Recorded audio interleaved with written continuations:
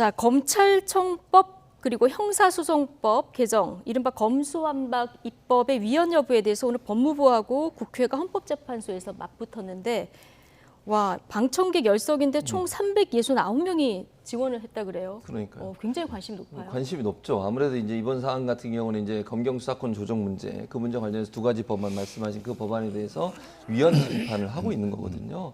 그래서 한동훈 장관, 그러니까 법무부 측에서는 이게 절차상 문제가 있기 때문에 위헌이다 이렇게 주장을 하고 있고, 그리고 이제 반대측 국회 측에서는, 법을 통과시킨 국회 측에서는 법무부가 아예 이 그 권한쟁의 심판 청구할 자격이 없다고 주장을 하고 있으면서 수사권 역시 전혀 침해되지 않았다. 그래서 문제가 없다 이렇게 좀 맞서고 있어요. 그래서 헌재에서 어떤 결정을 내릴지 모르겠는데, 그러다 보니까 사실 검경 수사권 조정 문제는 사실 얼마나 큰 논란이었습니까? 그 통과되는 과정도 그랬고요. 지금도 논란이 되고 있고, 시행령으로 이걸 무력화하는 부분에 대한 논란도 있고, 그러다 보니까 국민들의 관심이 높은 것 같고, 아무래도 그러다 보니 방청을 해서 정말 이 양측의 의견이 어떻게 팽팽하게 나오는지 하는 부분을 듣고 싶은 분들, 이런 분들이 네. 아마 신청을 한 것 같습니다. 네, 청구인이 법무부하고 이제 검찰이고요. 피청구인이 국회인데, 한동훈 법무부 장관, 자, 청구인 자격으로 직접 출석해서 눈길을 끌었는데요. 공개 변론을 앞두고 양측 신경전도 만만치 않았죠. 변론 들어가기 전 양측 발언 듣고 오시겠습니다. 위장 탈당, 폐기 쪼개기, 그리고 원안에 없는 수정안 끼워 넣기 등 잘못된 절차로 국민을 범죄로부터 보호하는 검찰의 본질적인 기능을 훼손해서 국민들에게 피해를 주는 잘못된 내용으로 진행된 잘못된 입법이기 때문에 위헌입니다.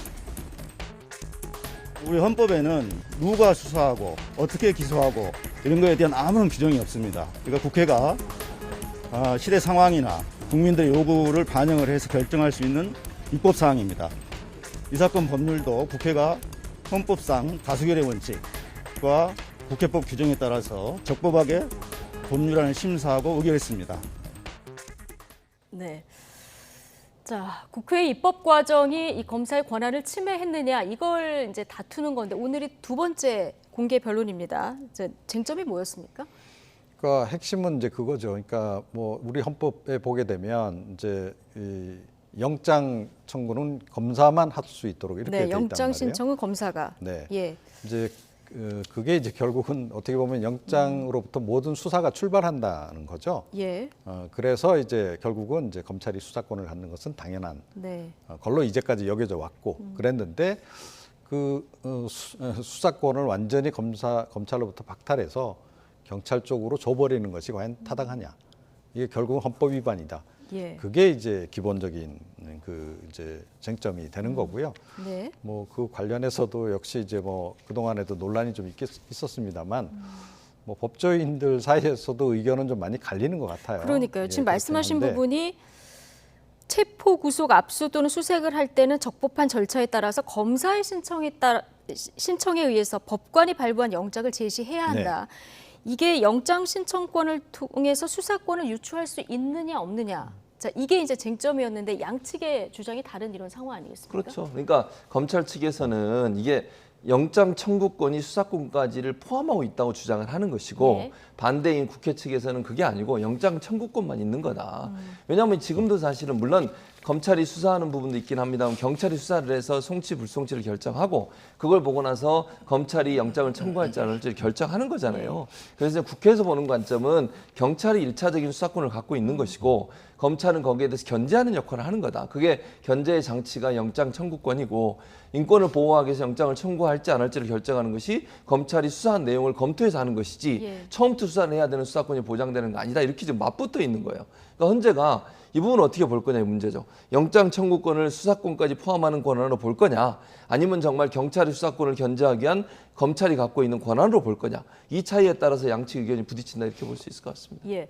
국회 측에서는 청구인 자격도 문제를 삼았어요. 청구인 자격이 없다. 자, 이렇게 보고 있는데 이건 어떻게 보십니까? 예, 그러니까 그것도 이제 논란의 여지는 좀 이제 있을 수 있는 거죠. 그런데 이 건 관련해서는 어찌됐건 이제 윤석열 정부에서는 법무부가 주관해서 지금 이제 대응을 하고 있는 그런 상황인 거죠. 그래서 법무부 장관이 직접 나서서 이제 뭐 변론에도 참여하고 예. 그런데 이제 이런 것이 상당히 이례적이다. 야당 쪽에서는 이제 그렇게 보는 것이고요. 이 위헌 관련한 그 쟁송을 국가 기관 자체가 낸다는 것이 이게 조금 그 절차에 맞지 않는다. 야당 네. 쪽에서는 일단 그렇게 주장을 하고 있는 겁니다. 예. 조심스럽게 결론을 예상해 본다면 어떻게 예상하십니까? 좀 어려워요. 사실은 예. 이제 헌재가 어떤 결정을 할지는 이런 부분들은 이제 제가 뭐 예측하기가 좀 어려운데 저는 팽팽한 의견이 나오지 않을까 하는 생각을 합니다. 예. 그러니까 어느 한쪽에 쏠리는 의견보다는 약간의 차이만 두는, 그러니까 뭐 한두 표 정도의 차이 그 정도로 결론이 나오지 않을까. 저는 개인적으로 그렇게 생각하고 예. 제가 개인적으로 생각하는 것은 아무래도 이제 시행령 정치라 이제 물론 국회에서 했던 절차에 대해서 한동훈 장관이 문제를 삼고 있는데 그건 예. 정치적으로 비판받을 수 있는 부분이 있는 것 같아요. 위장 탈당 이런 거는 정치적으로 비판받을 수 있죠. 그렇게 하면 안 되는 것이고요. 그러나 그게 절차상 문제냐 그러면 그건 예. 다른 차원의 문제라고 생각해요. 정치적 도의의 문제냐 아니면 절차를 지키느냐 안 지키느냐의 문제는 또 다른 차원에서 본다고 하면 법률은 결국 절차를 지켰느냐 안 지켰느냐를 볼 것이고 시행령 문제도 원래 입법 취지에 맞지 않는 시행령을 만드는 것은 기본적으로 안 되는 것이 법률적 한계라고 저는 보거든요. 제 개인적인 생각입니다. 이거는. 그래서 아마 아주 근소한 차라도 예. 저는 국회 측이 좀 더 유리한 입장에 서지 않을까 이렇게 개인적으로 전망합니다. 네, 저 이종훈 평론가 얘기도 들어봐야 되는데 지금 위장 탈당, 회기 쪼개기 이것이 정치적 비난을 넘어서 법적으로도 문제가 있느냐 없느냐, 자, 헌재가 어떻게 판단할 것 같습니까? 뭐 굉장히 어려운 예. 문제인데요. 뭐 굉장히 고심을 많이 할 것 같습니다. 그런데 역시 좀 문제는 있는 것으로 판결을 내릴 가능성이 좀 상대적으로 더 높다 이렇게 생각합니다. 그래서 제 개인적인 생각으로는 일단 법무부 쪽에 손을 들어줄 가능성이 저는 오히려 6대4 정도로 더 높다 이렇게 좀 생각을 하고요. 예. 그러니까 뭐 통상적으로 이제 이거를 법률 조항을 어떻게 해석하느냐 하는 것과 관련해서 상당히 보수적으로 보통 이제 해석들을 이제 많이 내린다라고 예. 이제 우리가 전제를 해야 되는데요. 네.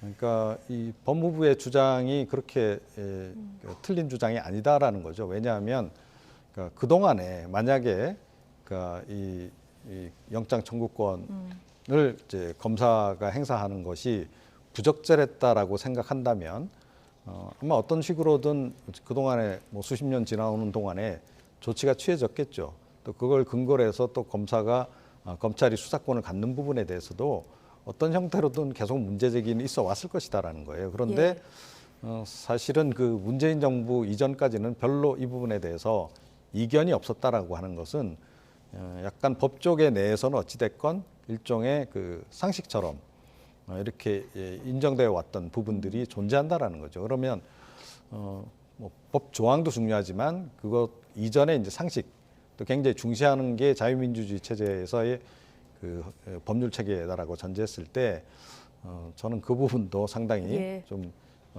헌법재판소가 고려할 변수로 좀 고민하지 않을까 이렇게 생각합니다. 예, 두 분이 좀 달리 전망을 해주셨는데요. 결론이 어떻게 날지 좀 장기적으로 지켜봐야 될 것 같고요.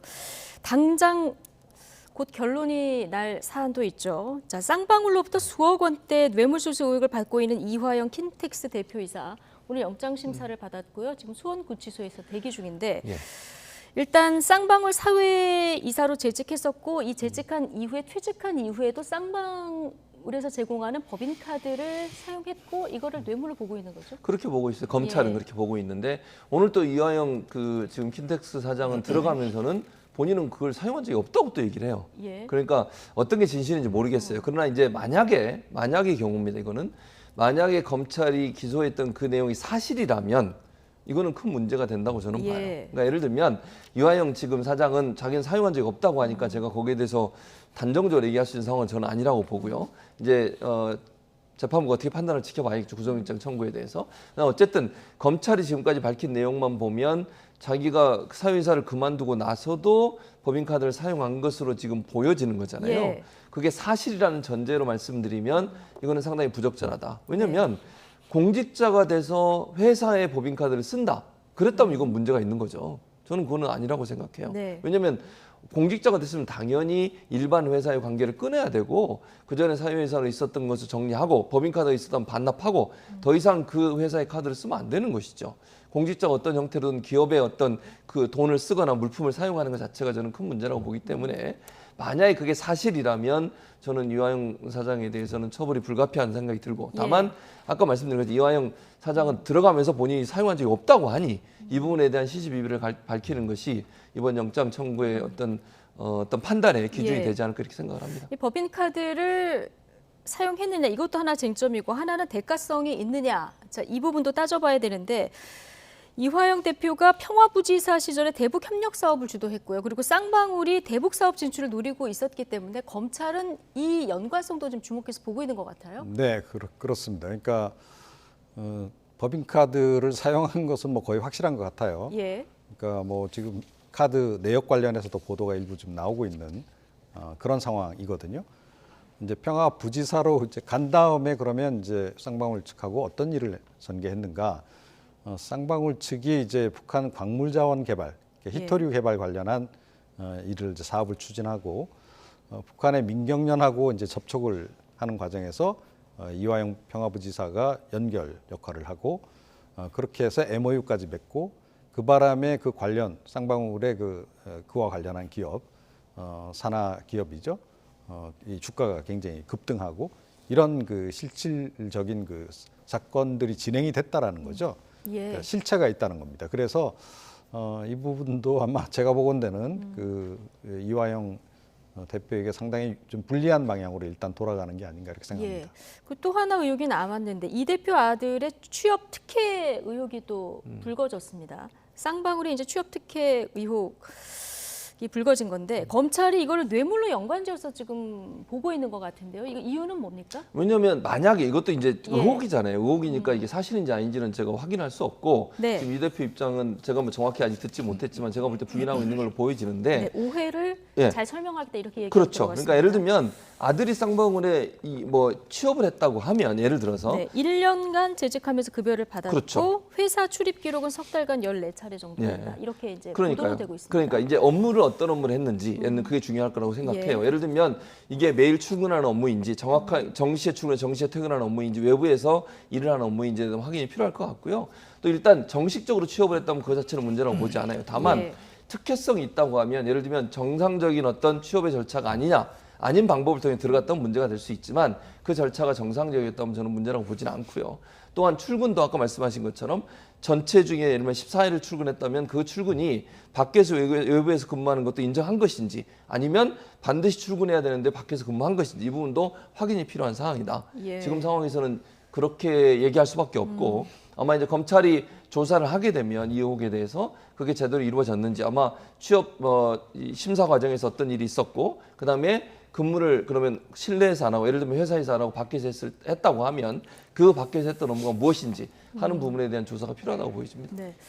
쌍방울은 이재명 대표의 그 변호사비 대납 의혹도 이제 연관돼서 의혹을 받고 있는 상황이라서 오늘 이화영 대표이사의 구속 여부에 더 관심이 쏠리는 부분이죠. 네, 그렇습니다. 그러니까 이화영 대표가 이제 어떻게 보면 이재명 대표의 최측근, 오랜 이제 정치적인 동지 뭐 이렇게 봐야 됩니다. 두 사람 관계가 이제 그런 상황이기 때문에 더욱더 이제 이번 사안이 이제 관심을 끄는 거고 조금 전에 말씀하셨듯이 쌍방울 그룹이 이 대북 사업 관련해서 이화영 대표하고 관련을 맺었을 뿐만 아니라 더 나아가서 이재명 대표의 변호사 대납 의혹까지 지금 받고 있다라는 거죠. 그러니까 그것까지 사실이라고 한다면 쌍방울 그룹하고 이재명 대표 간에 대북 사업을 매개로 해서 뭔가 모종의 어떤 정치적인 빅딜 같은 것들 또 주고받는 관계 이런 것들이 이제 진행됐을 가능성이 굉장히 높기 때문에 그래서 관심을 더욱더 끌고 있는 그런 상황입니다. 지금 검찰이 성남 FC 후원금 의혹도 수사를 하고 있는 상황인데요. 어제 네이버하고 차병원 압수수색을 진행하지 않았습니까? 그런데 그 압수수색 영장에 보면 이재명 대표를 뇌물수수 혐의 피의자로 적시를 했더라고요. 이거는 두산건설하고 같은 이 혐의, 같은 이 시스템을 보는 거라고 보십니까? 그렇게 보여져요. 그러니까 검찰이 보기엔 그렇게 보는 거죠. 왜냐하면 사실은 이제 경찰에서 이걸 2번이나 수사를 했지 않습니까? 처음에 한 번은 무혐의해서 끝냈고요. 근데 이제 검찰이 다시 수사를 하라고 그래서 2번째 수사를 하고 윤석열 정부 출범 이후에요. 그리고 나서 다른 회사들은 지금 얘기 나오고 있는 회사들은 불송치를 결정을 했어요. 예. 그리고 두산만 제3자 뇌물죄로 송치 결정을 했는데 이걸 검찰이 다시 수사를 하고 있거든요. 예. 이 부분은 민주당은 이제 문제를 삼고 있는 겁니다. 경찰이 2번이나 수사를 했고 한 번은 무혐의했고 두 번째도 불송치를 하는 회사에 대해서 다시 이렇게까지 압수수색을 하고 하는 부분이 과연 타당한가 하는 부분에 문제를 삼고 있는 건데 예. 아마도 이제 검찰은 이 모든 일을 이재명 대표와 연관지어서 수사를 하고 있는 것 같아요.